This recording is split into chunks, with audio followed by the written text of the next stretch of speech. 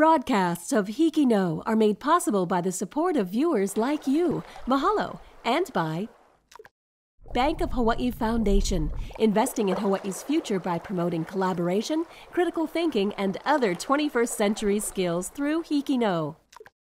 Kamehameha Schools, empowering Hawaiian keiki to explore, discover, and inspire. ABC Stores, a local company helping to transform education and develop Hawaii's workforce through bold learning initiatives like HIKI NŌ.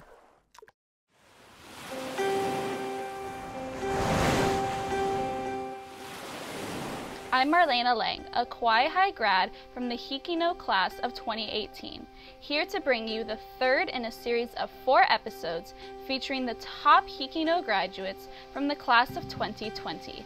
These alumni experienced a senior year of high school like no other senior year in modern history, and they are entering their freshman year of college at a time of unprecedented uncertainty.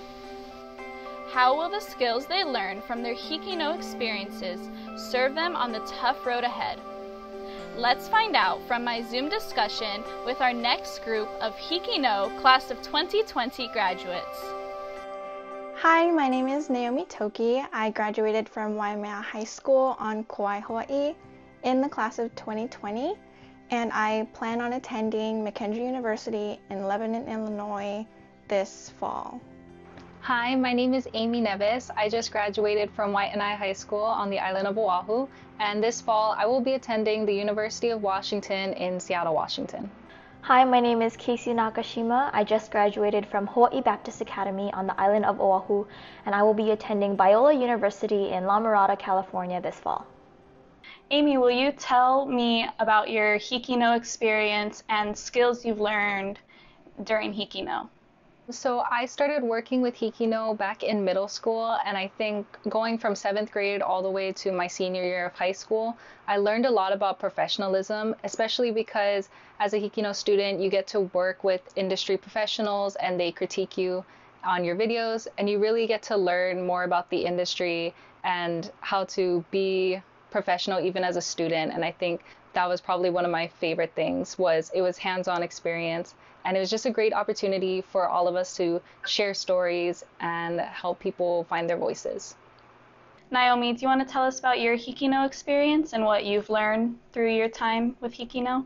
So I started working with HIKI NŌ about a couple months ago. I've had one project with them, and it was about how we adapted in quarantine in the beginning, and working with the producers or the people that gave me the instructions to move along the process. It made me feel a lot more comfortable because they showed that they cared about what you did, and they also helped you along the way with video production. And I've learned a lot of professionalism, I guess, and how to speak more fluently on camera, and it was really an experience that I really wouldn't have changed for the world.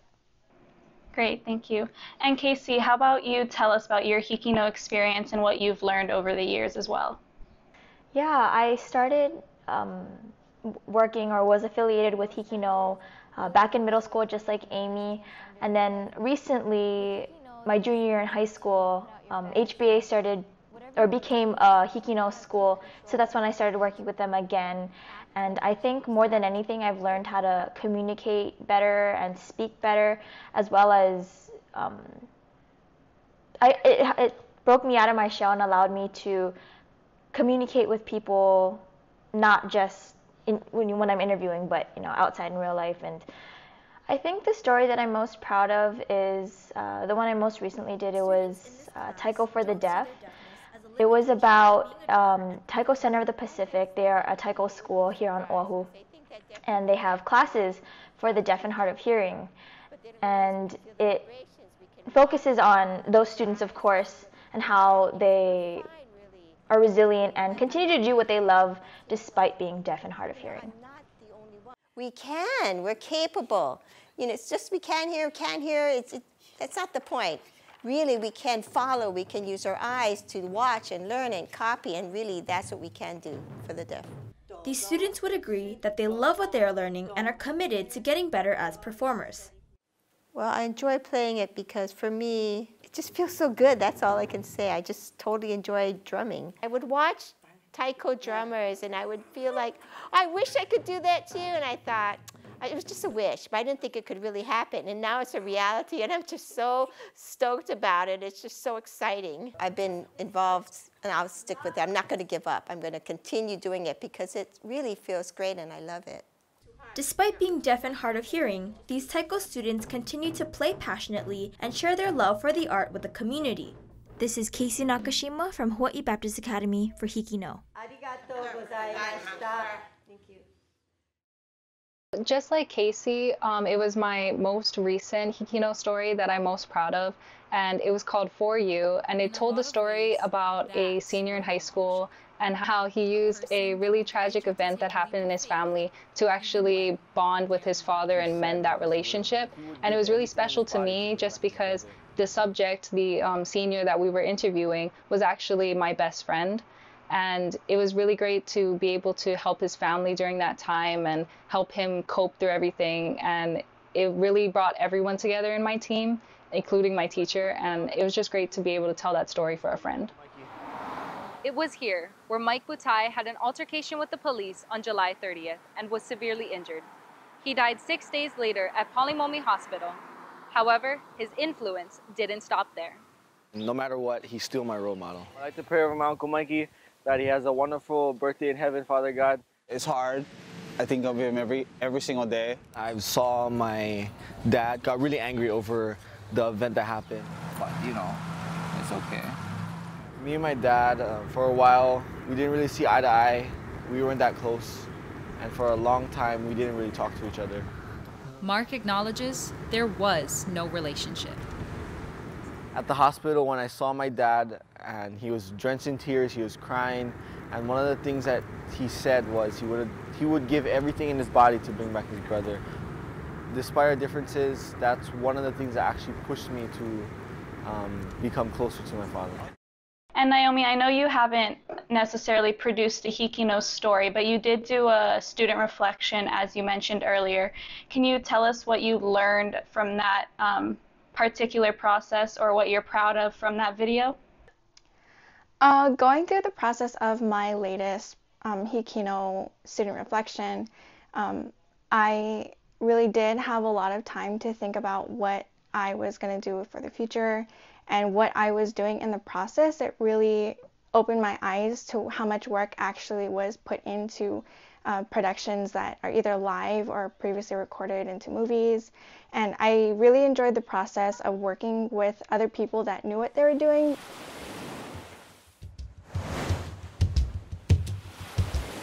My name is Naomi Toki, and I'm a senior at Waimea High School.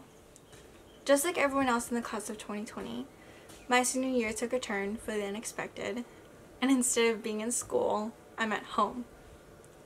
I should be sad, but I'm very optimistic about it, because I'm surrounded by people who love me and support me, and by people who give me hope. You shouldn't take what you have for granted, because you never know when something like this is going to happen, and it's going to get taken away. Life at home is very repetitive, but it's okay, because it's tolerable and it's not for long. Yeah, my senior year didn't turn out the way I expected it to, but I solely believe in my heart that everything will be okay, because life moves forward and there's more memories to be made. And no one else will have a story like mine to tell. Working with other people and learning how to communicate well with others, I guess that's a pretty essential life skill to have, even though I did get a little preview about it during this project. I can definitely take that with me for my future, and working with other people if I ever wanted to start my own business, or if I had a job at a really high company or working for the government, whatever it is. Communicating, definitely one of the most important life skills that I've learned from HIKI NŌ. I think one of the things that HIKI NŌ really taught me that I'm going to take with me to college and after is that being able to take critiques, because I know a lot of people who, would rather get angry if someone were to tell them to change something in a video, but working with HIKI NŌ and professionals, they really show you that they're on your side and they just want to help you make your video better. And I think working with them throughout these years has really helped me like appreciate that help and not get angry about it, and rather take it as them trying to help me improve. I think HIKI NŌ has definitely taught me and helped me hone my coordinating and organizational skills. I think it plays into the professionalism side of, the responses that we're all giving you. I think, and because I've been affiliated with HIKI NŌ for such a long time, it's been ingrained in me since like I was a 6th grader. And so, in the future, we're going to have to know how to work with other people, coordinate with other people, as well as meet deadlines. That ties into the organizational skills, and it has definitely helped me stay more on track and focus on what I need to do, I think. Yeah. So obviously a big situation in the world right now is COVID-19.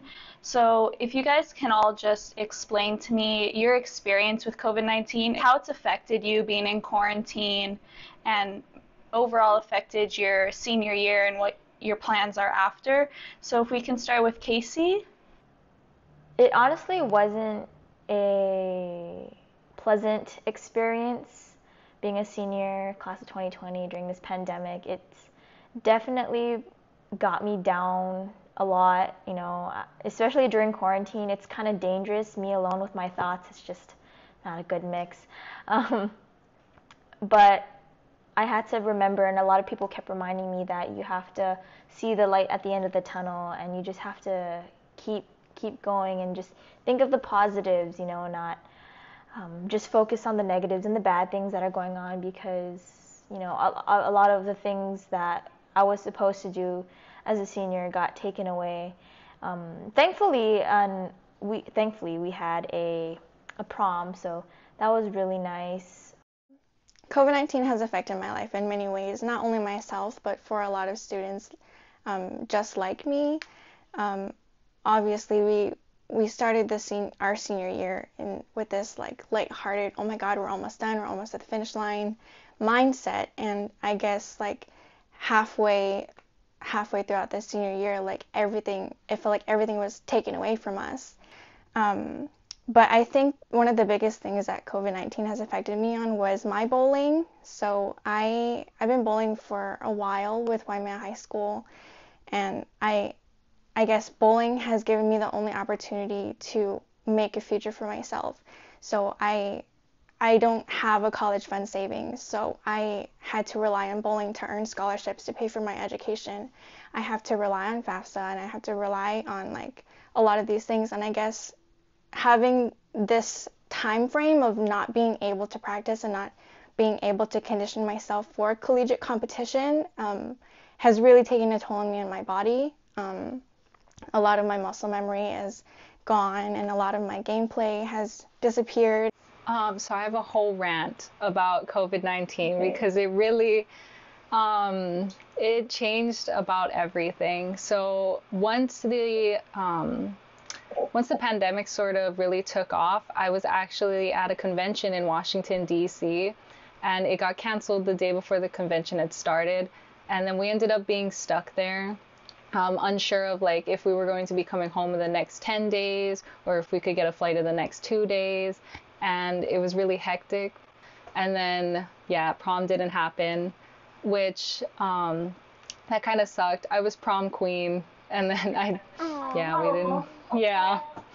I mean, I got the crown, so I mean, I guess that's all that matters, but we didn't get a real prom or anything. Our graduation ceremony, we had a drive-by one, and we also had a virtual one, which was, I think it was pretty amazing, especially how much work our admin and our media team with John Allen, Ikaika, Curtis, all of them had put in so much work into it to make sure that it was super special for all of us.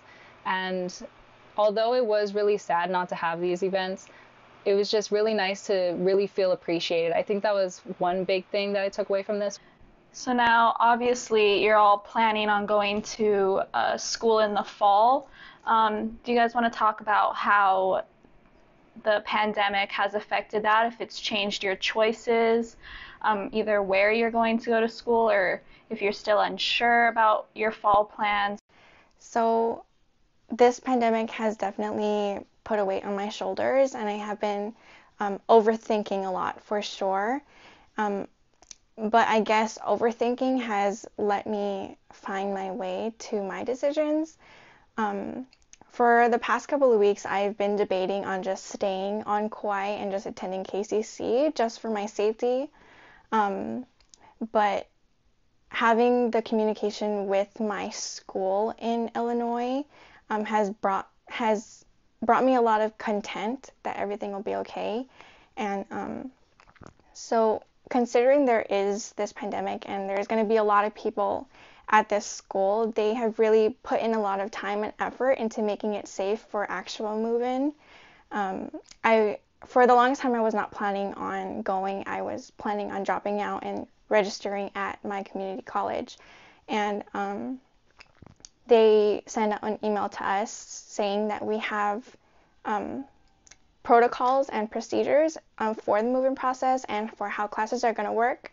So I did discuss it with my parents, and they know how concerned I am, and I know how concerned they are for me.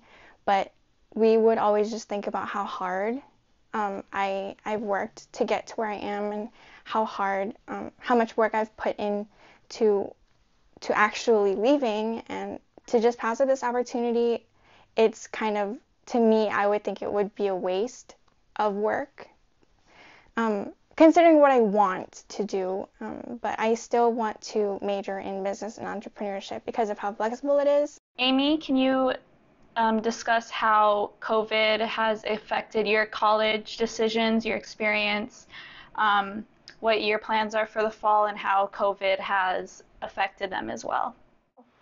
Yeah, so Washington State was one of the first states here that actually really got affected by COVID-19. And I think that's one of the biggest things that me and my family are scared about. At this point, I'm really unsure if I'll be actually moving up to Seattle or if I'll just be staying online. If we're not going in this semester, we're kind of losing out on a lot of our college experience. And I think that's the biggest thing for me, is that I want to be on campus, at my dream school, having so much fun and everything. But the reality is that a lot of things are closed. There might not be sports and everything, and it sucks. But right now, the smartest decision would probably be for me to stay home and be safer here. Well, I'm most likely going to stay home as well. I'm probably going to attend the University of Hawaiʻi at Mānoa this fall. And I feel I'm really bummed, because the whole point of going to college in the mainland is to spread your wings and just experience new things. But me and my family talked about it, and it didn't really make sense for me to go out and put my health, at risk. And even if I did attend Biola, I would be too scared to go out and, use public transportation because of everything that's going on. So I wouldn't be able to get that experience that I'm looking for. And plus, it's just cheaper to stay home. If I'm taking online classes at Biola, it wouldn't make sense as well, because because the tuition would be 3 times more expensive than if I were to stay home. So that's what's going to happen this upcoming fall. What advice do you want to give to other generations that are not part of Generation Z, or not going through this pandemic as a student or a recent grad? One thing that I think Gen Z is really known for now, especially during these times, is the power that we recognize that we as people have and we hold. And I think that's one thing that we're trying to spread as a generation, is that, we when we're all together, there's so much that we can accomplish, and there's so much that we can do. And it's not just us being helpless during this pandemic. It's everyone coming together and creating a community and being part of one of the biggest movements in all of history. Yeah, kind of going off of what Amee said, I totally agree. We have, Gen Z has has recognized that they hold a lot of power. But I also want to say that we shouldn't abuse the power that we have. People shouldn't neglect, wearing masks or social distancing. All of that still matters. And I hope that, future generations and, even the older generations, they recognize that that's still important, that we still have to focus on the other things that are going on, not just that, one problem that's taking place, that we do hold a lot of power and that we shouldn't abuse what we have. Obviously, the older generations are going to have a different mindset, and it's kind of safe to say from my perspective that the older generations don't really trust us, and they think that we're still kind of immature considering how young we are compared to them. But adding on to what Amee and Kaycee had to say, we do have power, and I guess because we hold that power for the future, the older generations should give us that faith and that trust in us that we will be able to take care of them in the future. And I guess to the younger generations, for us, we will become that older generation to them. So once again, even though we have that power, eventually or inevitably, we have to pass that power down to them. So I guess in the future, we shouldn't take for granted the minds of the younger kids, because obviously they're going to get smarter than we are now. There's a lot changing in the world due to the pandemic and everything. So what's something in the world that scares you and also something that gives you hope in today's world? Kaycee, if you would like to answer. Well, I think it's safe to say that I am very scared for my health and my safety with everything that's going on in the world right now. But I think right now, more than anything, the pandemic has definitely given us a lot of time to reinvent ourselves, I guess. And I've noticed that a lot of people are becoming more innovative and creative and are just expanding and just honing the skills that they already have. And I feel like that time that it allowed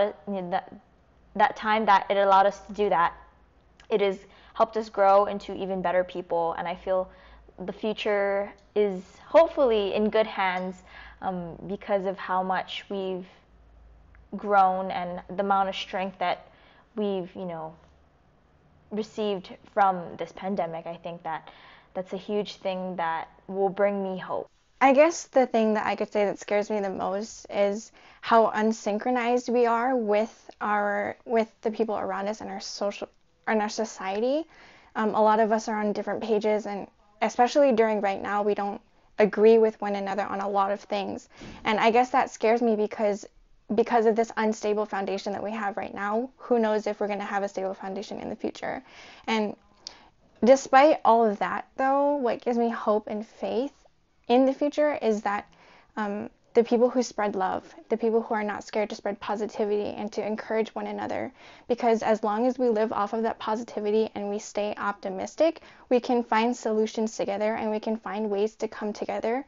So one thing that really scares me about the world right now is thinking about the condition of the islands and all, and thinking about if I'll be able to afford a house here when I'm older. And that's one of my biggest fears, especially, is that, being born and raised here and thinking about having to leave the islands and not being able to live in the place that I grew up and that I hold close to my heart is something that really scares me, especially with there's a lot of displacement of locals and Native Hawaiians, and that's something that just terrifies me, as I really want to live here when I'm older. But what gives me hope is seeing people, especially here in Hawaii, hold power, and that gives me so much hope to see that our islands are so connected, even if we are not connected physically, as there's water. But it's just gives me hope to see that people from all over the world are looking out for the islands and are standing up for what they believe in, and that's something that I really love. To my fellow 2020 graduates, Naomi and Kaycee, I hope that you guys, and I wish that you guys will have just genuine happiness. I think the pandemic has taken a lot away from us, but I'm really hoping that sometime during this pandemic, and even when it's over, you guys will find a happiness, like a true happiness that you find inside of yourself. And I just wish you guys the best. I love this conversation with you guys. Oh, thank you. Thank you. And to my fellow class of 2020 graduates, Amee and Kaycee, I wish both of you guys love. I wish both of you guys support, good health and happiness. Also, I would like to wish you guys encouragement. You guys will end up facing walls or blocks in the road that could potentially prevent you from you getting to where you want to be. And I just wish you all of the support and encouragement that you guys can do whatever you guys put your mind to. Don't let anything stop you from doing what you want to do. And I wish you guys the most success and the most love for your future. Oh, this is so wholesome. To my fellow class of 2020 graduates, Naomi and Amee, I wish you guys nothing but great things to come your way, as well as peace with everything going on. I know that it's tough to be at ease and to just stay calm with, you know, constant things bombarding us, but I hope that you find peace in whatever you do, and I wish you the best in all of your future endeavors. I know that you guys have great heads on your shoulders, and you guys are going to do great things in the future. Even though I just met you, I already know. I just have a feeling. So I hope that we can see each other again soon. Yeah, of course. Oh, the same.